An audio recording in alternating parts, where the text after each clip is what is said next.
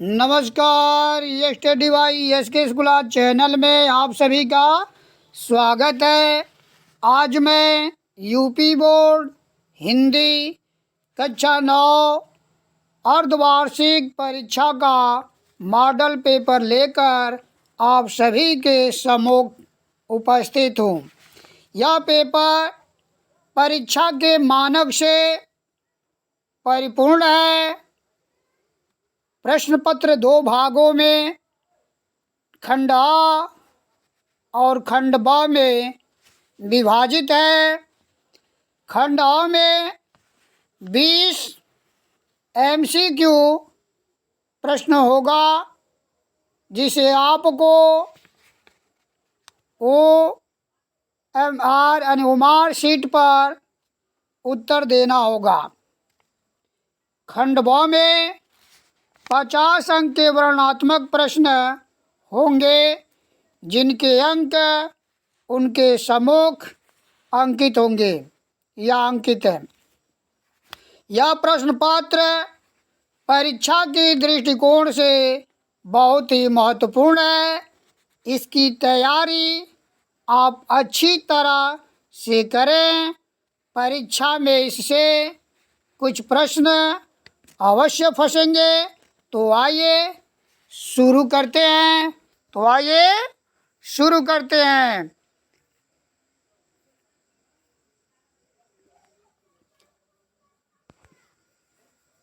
खंडया रानी केतकी की कहानी के लेखक हैं। रानी केतकी की कहानी के लेखक हैं मुंशी सदासुखलाल, इंशाअल्लाह खां, लल्लूलाल, सदल मिश्र। सदल मिश्र यानी पहले प्रश्न का दूसरा विकल्प सही है, इंशाअल्लाह खां। चंद्रकांता उपन्यास के लेखक हैं प्रेमचंद, चंद्रधर शर्मा गुलेरी, देवकीनंदन खत्री, गोपाल दास गहमरी। दूसरे प्रश्न का तीसरा विकल्प सही है, देवकीनंदन खत्री। रंगभूमि किस विधा की रचना है? उपन्यास, कहानी, निबंध, नाटक। तीसरे प्रश्न का पहला विकल्प सही है, उपन्यास। सरस्वती पत्रिका के संपादक थे आचार्य महावीर प्रसाद द्विवेदी, भारतेंदु हरिश्चंद्र, बालकृष्ण भट्ट। इनमें से कोई नहीं। और चौथे प्रश्न का पहला विकल्प सही है, आचार्य महावीर प्रसाद द्विवेदी। भारतेंदु युग के निबंधकार हैं प्रताप नारायण मिश्र, बालकृष्ण भट्ट, भारतेंदु हरिश्चंद्र। उपयुक्त सभी।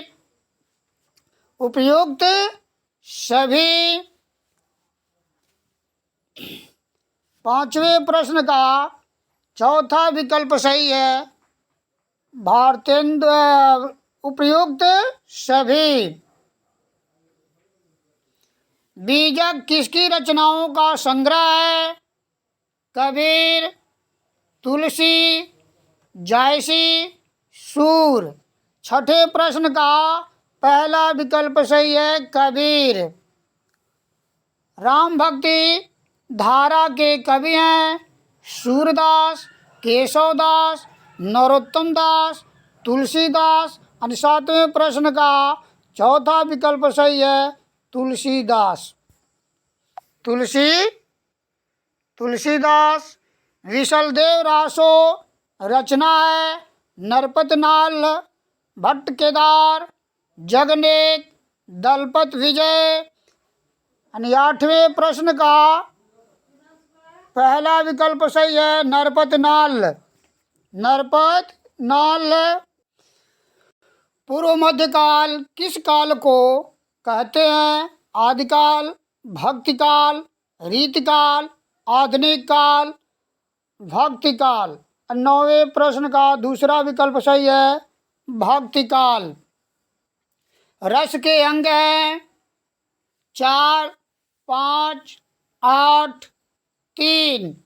10वें प्रश्न का पहला विकल्प सही है, 4। रस के चार अंग: स्थायी, विभाव, अनुभाव और संचारी। सूरसागर किसकी रचना है? सूरसागर किसकी रचना है? तुलसीदास की, सूरदास की, रसखान की, केशवदास की? ये 11वें प्रश्न का दूसरा विकल्प सही है, सूरदास की। छंद के प्रकार हैं 2, 5, 3, 6। 12वें प्रश्न का दूसरा विकल्प सही है 2, वर्णिक छंद और मात्रिक छंद। वर्णिक छंद, मात्रिक छंद। मीराबाई किसकी उपासिका थी? कृष्ण की, राम की, अल्लाह की? इनमें से कोई नहीं। 13वें प्रश्न का पहला विकल्प सही है, कृष्ण की। मीराबाई कृष्ण की उपासिका थी। अस्थाई भावों की संख्या कितनी होती है? 5, 9, 11, 10। 14वें प्रश्न का तीसरा विकल्प सही है 11। अस्थाई भाव पहले 9 थे, बाद में 2 और अस्थाई भाव वात्सल्य और भक्ति रस को जोड़ करके 11। किस काल को हिंदी साहित्य का स्वर्ण काल कहा जाता है? वीरगाथा काल, भक्ति काल, रीत काल, आधुनिक काल? किस काल को हिंदी साहित्य का स्वर्ण काल कहा जाता है? वीरगाथा काल, भक्ति काल, रीत काल, आधुनिक काल? 15वें प्रश्न का दूसरा विकल्प सही है, भक्ति काल। भक्ति काल को स्वर्ण काल कहा जाता है। दोहा छंद में कितने चरण होते हैं? 1, 2, 3, 4। 16वें प्रश्न का चौथा विकल्प सही है 4। दोहा छंद में 4 चरण होते हैं। अलंकार के कितने भेद होते हैं? अलंकार के कितने भेद होते हैं? 2, 4, 6, 8।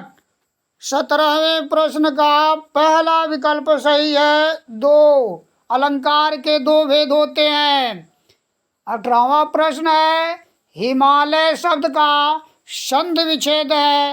हिमा धन आलय, हिम धन आलय, हिम धन आलय, हिमाल धन अय। 18वें प्रश्न का तीसरा विकल्प सही है, हिम धन आलय, हिमालय। संचारी भावों की संख्या कितनी होती है? 30, 33, 40, 35। 19वें प्रश्न का दूसरा विकल्प सही है 33। संचारी भावों की कुल संख्या 33 होती है। चौपाई छंद में कितनी मात्राएं होती हैं? 12, 16, 10, 14। 20वें प्रश्न का दूसरा विकल्प सही है 16। चौपाई छंद में 16 मात्राएं होती हैं। 16 मात्राएं।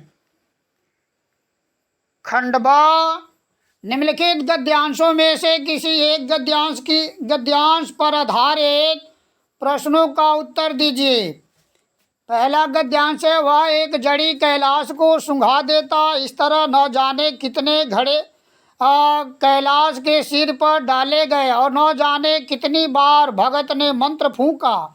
आखिर जब उषा ने अपनी लाल लाल आंखें खोली तो कैलाश की भी लाल लाल आंखें खुल गईं।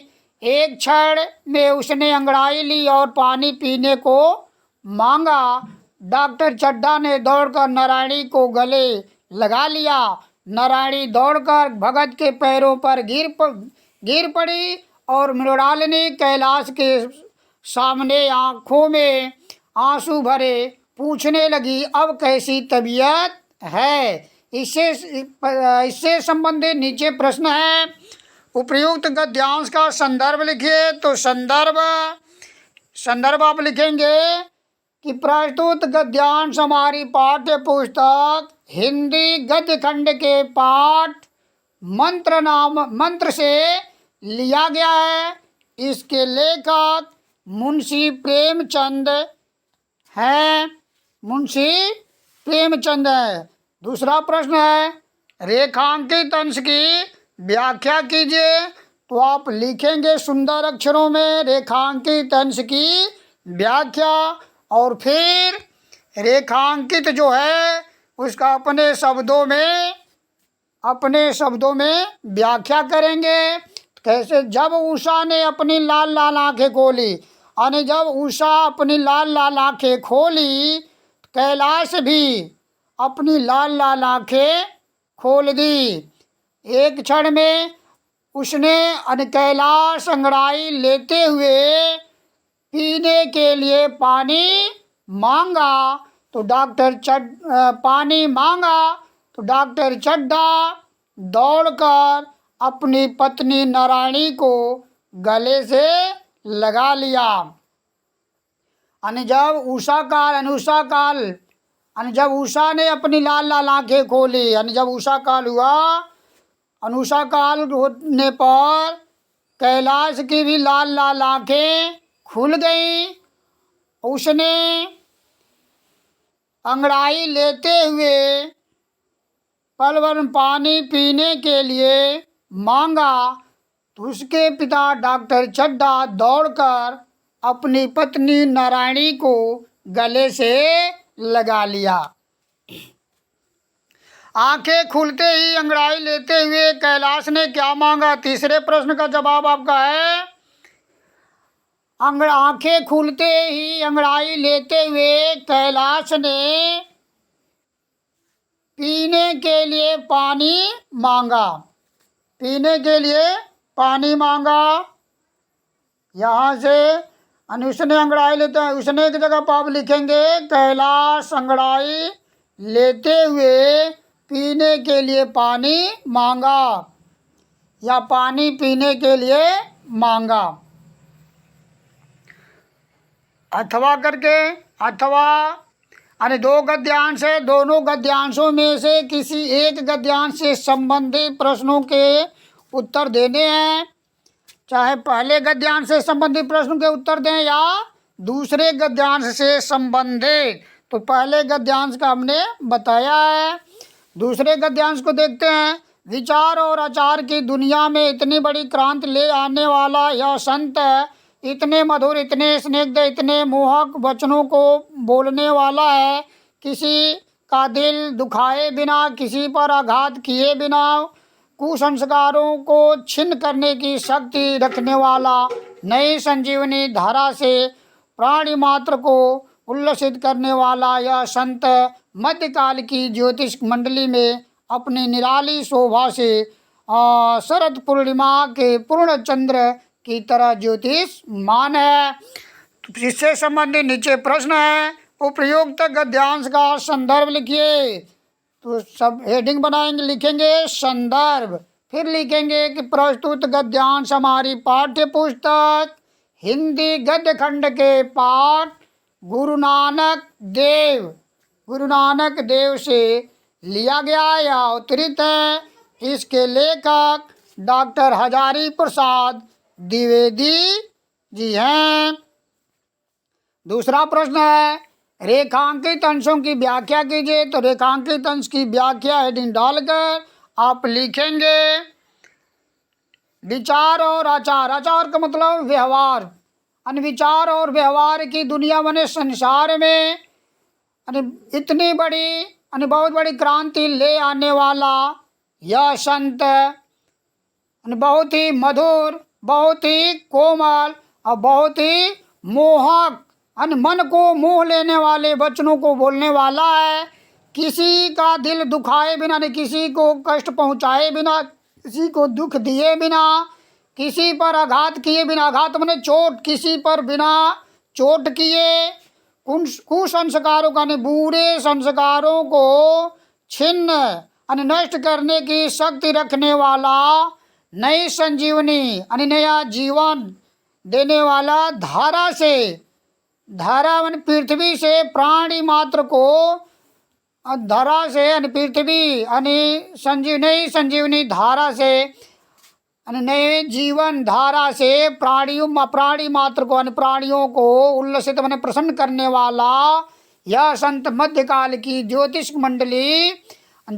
मंडली यानी प्रकाशवान मंडली में अपनी निराली यानी सुंदर शोभा से शरद पूर्णिमा शरदकालीन पूर्णिमा के समान पूर्ण चंद्रमा की तरह यानी शरदकालीन पूर्ण चंद्रमा की तरह प्रकाशमान है।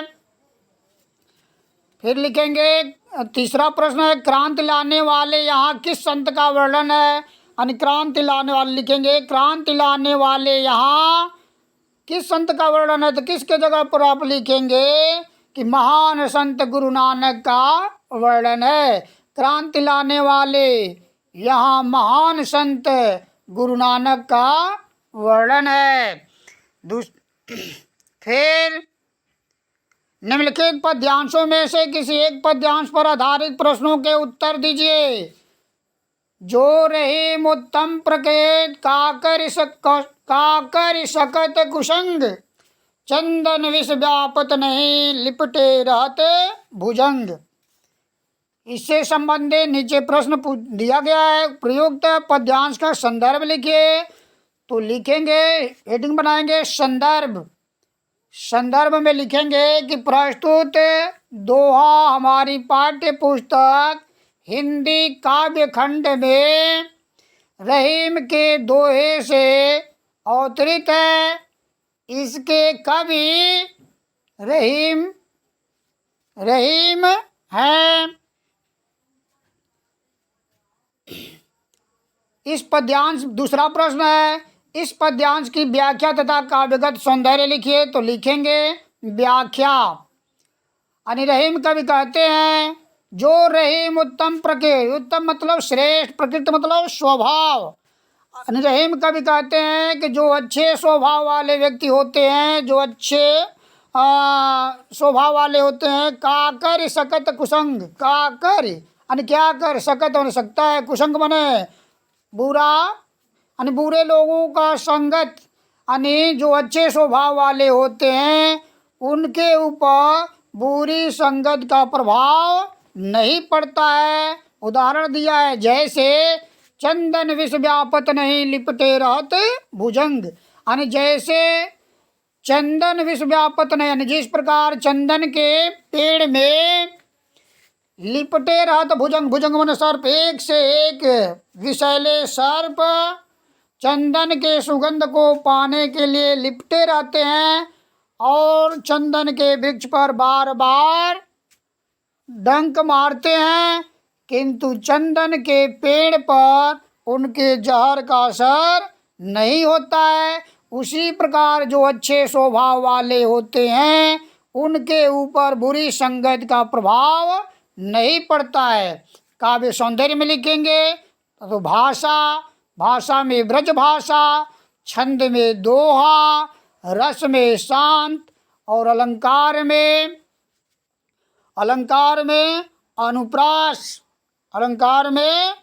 अनुप्रास और उदाहरण।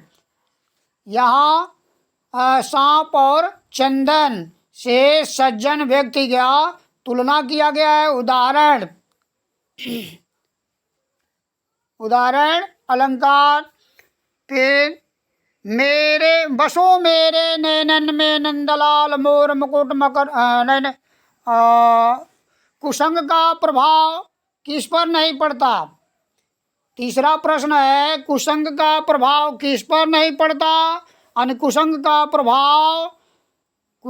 प्रभाव अच्छे स्वभाव वाले मनुष्यों पर या व्यक्तियों पर नहीं पड़ता। जो अच्छे स्वभाव वाले होते हैं उनके ऊपर बुराई का या बुरे लोगों का प्रभाव नहीं पड़ता है। बसो मेरे नैनन में नंदलाल, मोर मुकुट मकराकृत कुंडल अरुण तिलक दिए भाल, मोहन मूरति सांवर सूरत, नैना बने विशाल, अधर सुधारस मुरली राजत उर्वजंती माल, क्षुद्र घंटिका कटी तट शोभित नुपुर सबद रसाल, मीरा प्रभु संतन सुखदाई भगत वचल गोपाल।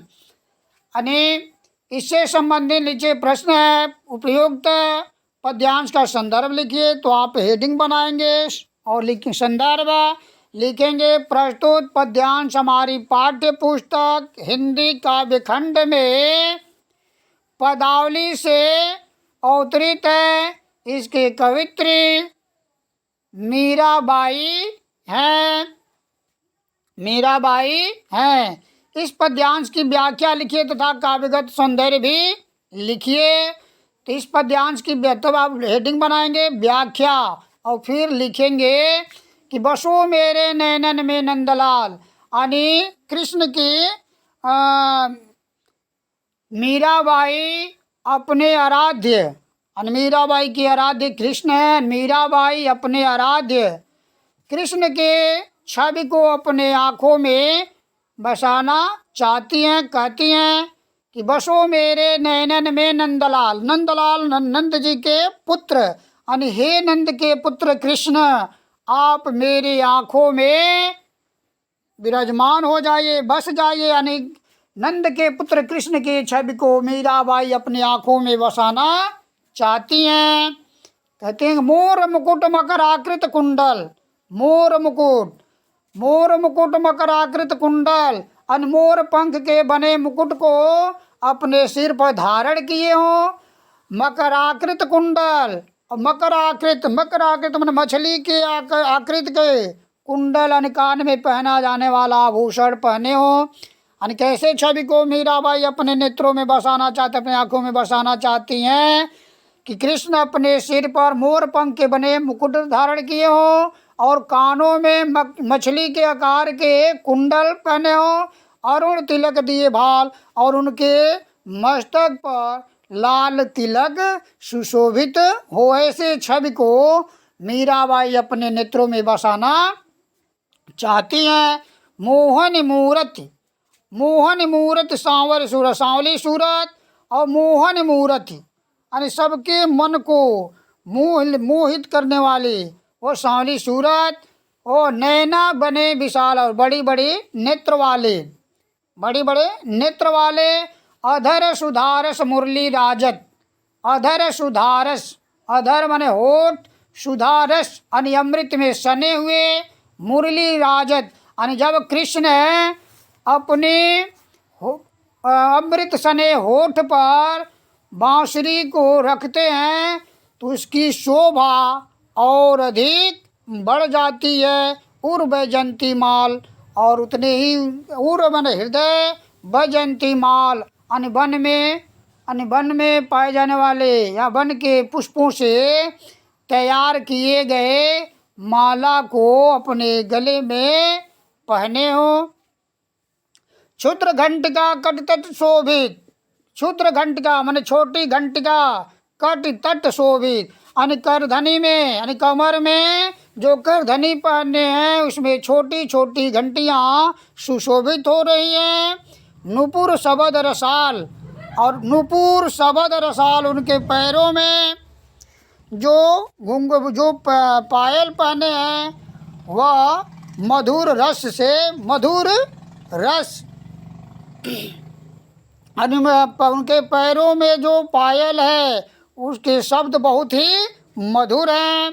मीरा प्रभु संतन सुखदाई, यानी मीरा कवित्री मीराबाई कहती हैं कि हे भगवान कृष्ण, आप संतन सुखदाई, संतों को सुख देने वाले, यानी संतों को सुख प्रदान करने वाले, भगत वत्सल गोपाल, हे भक्त वत्सल गोपाल कृष्ण, आप मेरे संतों को सुख प्रदान करने वाले भक्त वत्सल गोपाल, आप मेरे नेत्रों में विराजमान हो जाइए, बस जाइए।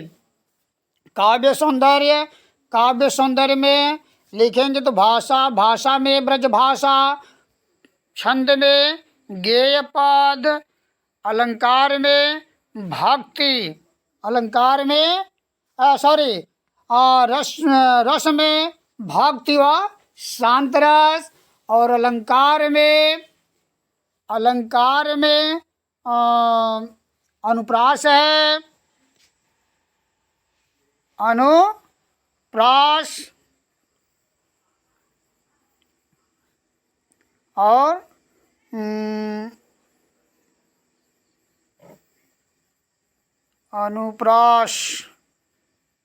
अनुप्रास है। उपयुक्त पद्यांश का संदर्भ लिखिए। काव्य सौंदर्य हो गया।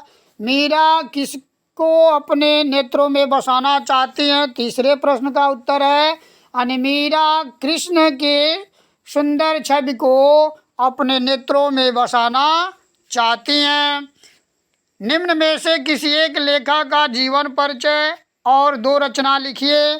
प्रताप नारायण मिश्र, हजारी प्रसाद द्विवेदी, महादेव वर्मा। इसके बारे में आपको बताया गया है, आप किताब से देख लेंगे। फिर चौथा, निम्न में से किसी एक कवि का जीवन परिचय दीजिए तथा रचना भी लिखिए। इसके बारे में भी बताया गया है, आप देख लेंगे। दीपदान अथवा नए मेहमान एकांकी का सारांश अपने शब्दों में लिखिए। यह इसके बारे में भी दीपदान और नए मेहमान कहानी के एकांकी के बारे में बताया गया है, आप उसको एक बार पढ़ लेंगे। निम्न संस्कृत गद्यांश का हिंदी में अनुवाद कीजिए।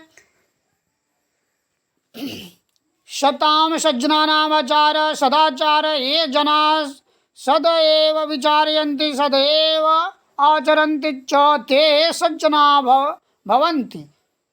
शताम सज्जनानाम माने सज्जनों के, आचार माने आचरण यानी अर्थात व्यवहार, ये क्या है? सदाचार है। यानी सज्जनों का व्यवहार सदाचार है।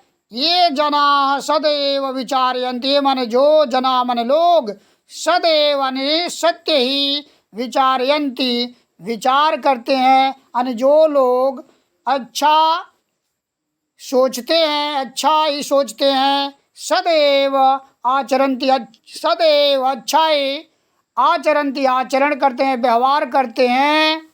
चौमन और ते वे सज्जना भवन्ति वे सज्जन होते हैं। यानी जो लोग अच्छा विचार करते हैं और अच्छा व्यवहार करते हैं वे सज्जन होते हैं। सज्जना यथा आचरन्ति तथैव आचरणं सदाचार भवत्। यानी सज्जन यथा जैसा आचरन्ति व्यवहार करते हैं तथैव आचरणं वैसा ही आचरण सदाचार भवत्, वैसा ही आचरण सदाचार होता है। वैसा ही आचरण सदाचार होता है। सदाचारेणैव सज्जनाः स्वकीयानि इंद्रियाणि वशे कृत्वा सर्वेषां शिष्टं व्यवहारं कुर्वन्ति। सदाचारेण एव यानी सदाचार से एवं ही सज्जन स्वकीयानि अपने इंद्रियाणि इंद्रियों को वश में कृत्वा करके सर्वे यानी सभी के साथ शिष्टम सभ्य व्यवहार कुर्वन्ति व्यवहार करते हैं।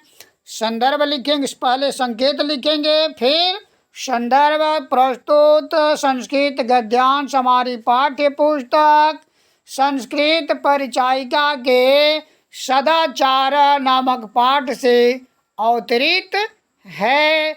इसमें सदाचार के बारे में बताया गया है। फिर लिखेंगे हिंदी में अनुवाद।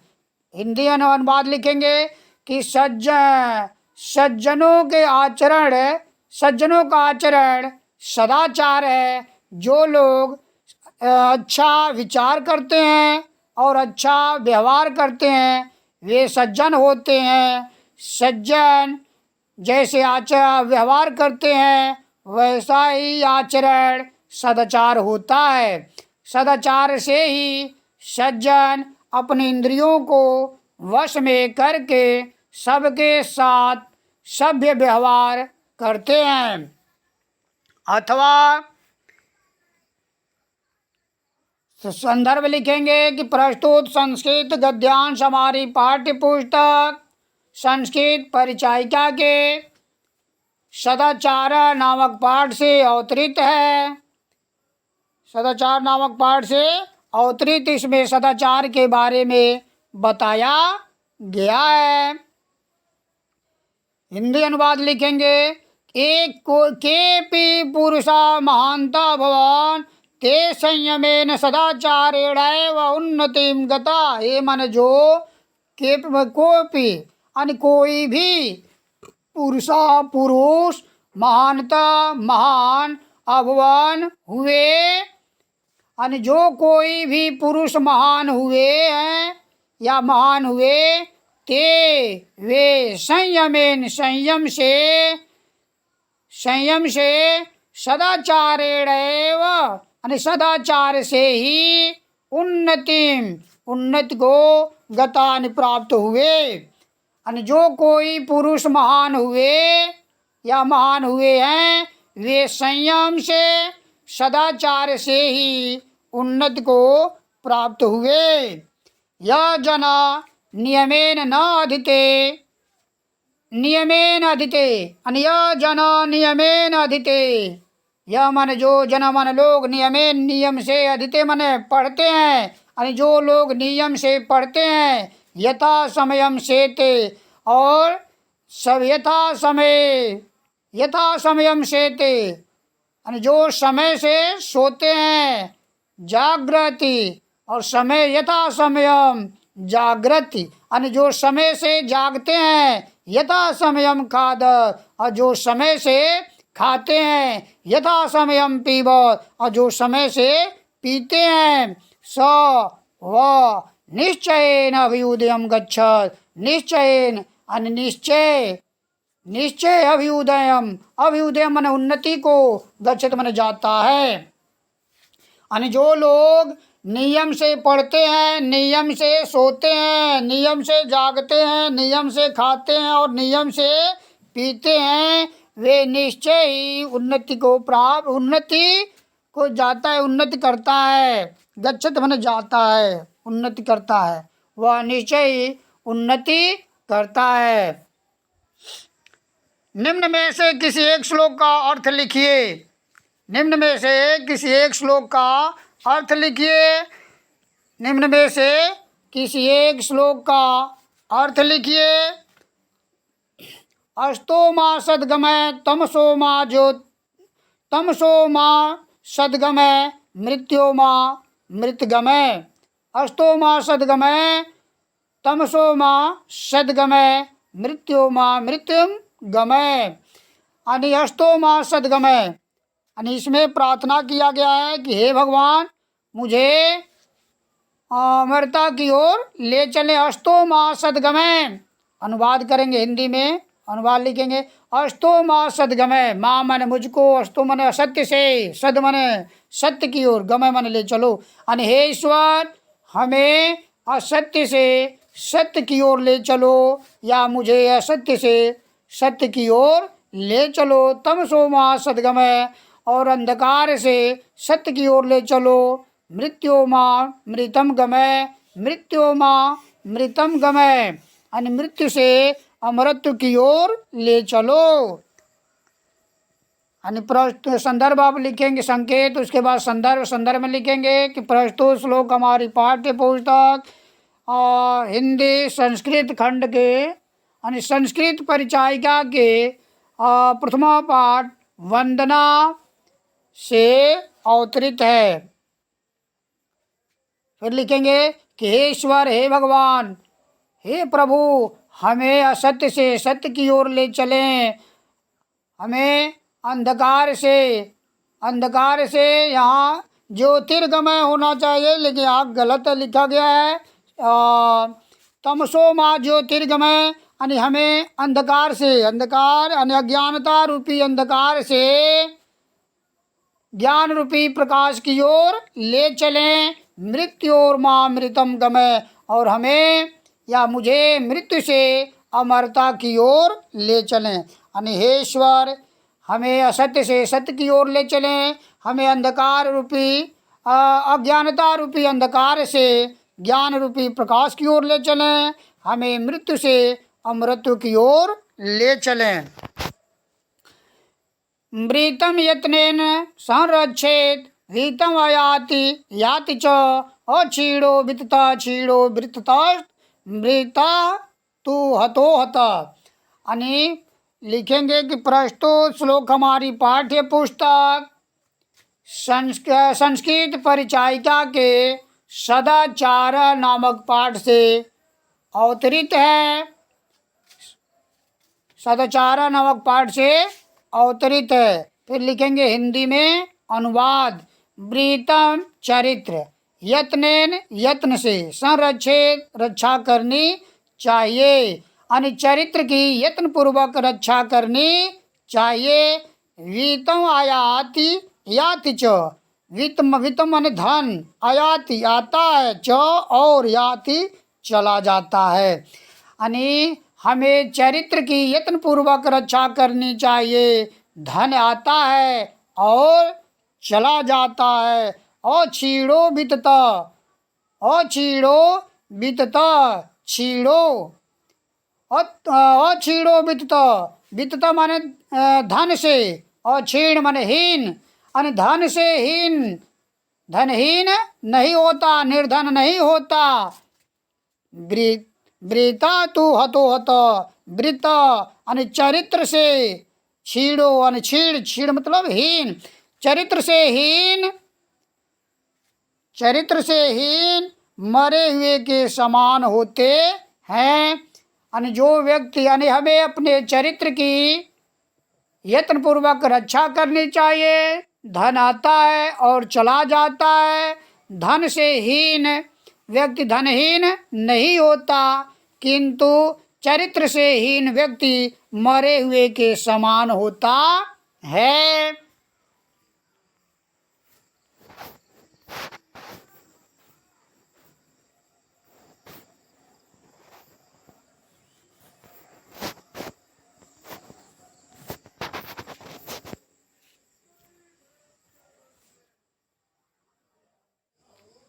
निम्न प्रश्नों में से किन्हीं दो प्रश्नों का उत्तर संस्कृत में लिखिए। प्रश्न नंबर 8 का क, भक्तस्य का स्वरूप अस्ति। भक्तस्य सत्य स्वरूप अस्ति। क के जगह पर सत्य लिख देंगे तो पूरा उत्तर आपका हो जाएगा। भक्तस्य सत्य स्वरूप अस्ति। 8वें का ख, मनुष्याणां भूषणं किम अस्ति। मनुष्याणां भूषणं किम अस्ति। मनुष्याणां मन मनुष्यों का, भूषणम आभूषण, किम क्या, अस्ति है, मनुष्यों का आभूषण क्या है। जवाब होगा मनुष्याणां भूषणम विनयम अस्ति। किम के जगह पर विनयम लिखेंगे, आपका प्रश्न पूरा हो जाएगा। मनुष्याणां भूषणम विनयम अस्ति। शतम वर्षाणि क जीवत। शतम 100 वर्षाणि वर्ष क कौन जीवत जीता है। 100 वर्ष कौन जीता है। सही जवाब है या श्रद्धालु अनुसूयश्च भवति स शतम वर्षाणि जीवत। यह मन जो श्रद्धालु, अनुसूया जो श्रद्धालु श्रद्धावान और ईर्ष्या रहित होता है, वह 100 वर्ष जीता या जीवित रहता है। ग, राम कस्मिन् वंशे उत्पन्न आसीत्। राम कस्मिन् वंशे उत्पन्न आसीत्। राम कस्मिन् किस वंश में उत्पन्न हुए थे। यानी राम किस वंश में उत्पन्न हुए थे। तो इसका सही जवाब होगा राम इक्ष्वाकु वंशे या रघुवंशे। आप लिख सकते हैं इक्ष्वाकु वंशे या रघु वंशे राम इक्ष्वाकु वंशे उत्पन्न आसीत्। राम इक्ष्वाकु वंश में, रघुवंश में उत्पन्न हुए थे। अपनी पाठ्य पुस्तक से एक श्लोक लिखिए जो इस प्रश्न पत्र में न आया हो। तो इस प्रश्न का जवाब देने के लिए आपको कम से कम 2 श्लोक याद रखना होगा। 2 या 3 श्लोक याद रखना होगा, क्योंकि 2 श्लोक इसमें पेपर में पूछे जाएंगे। तो यदि आप 2 श्लोक याद करेंगे और दोनों श्लोक पेपर में आ जाएंगे तो इस प्रश्न का जवाब देना आपके लिए मुश्किल होगा। इसलिए आप कम से कम 3 श्लोक याद करेंगे, तब इस प्रश्न का आप जवाब लिख पाएंगे, अन्यथा दूसरे पर आश्रित रहना पड़ेगा। निम्न में से किन्हीं 2 का संस्कृत में अनुवाद कीजिए। किन्हीं 2 का संस्कृत में अनुवाद करना है। पहला वह पढ़ता है, तो इसका संस्कृत में अनुवाद बनाएंगे तो हो जाएगा सपठत। वह पढ़ता है। ब्रह्म को नमस्कार है, ब्राह्मणे नमः। ब्रह्म को नमस्कार है। तीसरा है पेड़ से पत्ता गिरता है। पेड़ से पत्ता गिरता है, पेड़ से पत्ता अलग हो रहा है। अपदान पंचमी विभक्ति। वृक्षात् पत्रम पतत्। वृक्षात् पत्रम पतति, यानी पेड़ से पत्ता गिरता है या वृक्ष से पत्ता गिरता है। माता डंडे से मारती है। माता डंडे से मारती है, तो माता लघुडेन। यानी डंडे का होगा लघुडेन, यानी माता लघुडेन ताड़यति। ताड़यति माने मारता है या मारती है। माता लघुडेन ताड़यति, यानी माता डंडे से मारती है। राम विद्यालय जाता है। राम विद्यालय जाता है, तो राम विद्यालयम गच्छत। राम विद्यालयम गच्छत, राम विद्यालय जाता है। और लास्ट प्रश्न होगा आपका 30। अपने विद्यालय के प्रधानाचार्य को अवकाश के लिए प्रार्थना पत्र लिखिए, अथवा अपनी कक्षा में प्रथम स्थान प्राप्त करने पर मित्र को बधाई पत्र लिखिए। अपने विद्यालय के प्रधानाचार्य को अवकाश के लिए प्रार्थना पत्र लिखिए। ये आप बार बार लिखते हैं तो इसमें बताने की आवश्यकता नहीं है। इसके साथ साथ पूरा प्रश्न सॉल्व करा दिया गया।